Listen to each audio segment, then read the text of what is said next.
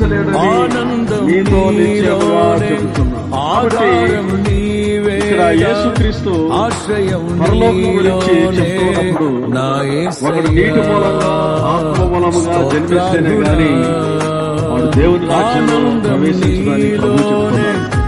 నికోదేము యూదులకు మతాధిపతి, యూదులకు అధికారి, అన్ని తెలిసినటువంటి వ్యక్తి. కానీ పరలోకానికి వెళ్ళాలంటే కంపల్సరీగా బాప్తిస్మం అనేది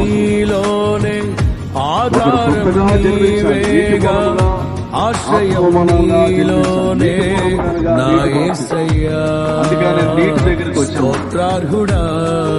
2 రోజుల ఆనందం నీలోనే ఆధారం నీవేగా ఆశ్రయం నీలోనే నా యేసయ్యా. కాబట్టి దేవుని రాజ్యానికి బాప్తిస్మానికి సంబంధం. ఆనందం నీలోనే ఆధారం నీవేగా ఆశ్రయం నీలోనే నా యేసయ్యా.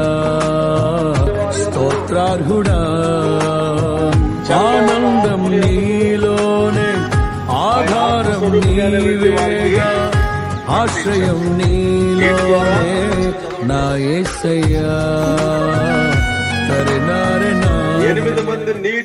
ఆనందం నీలోనే ఆధారం నీవేగా ఆశ్రయం నీలోనే నా యేసయ్యా.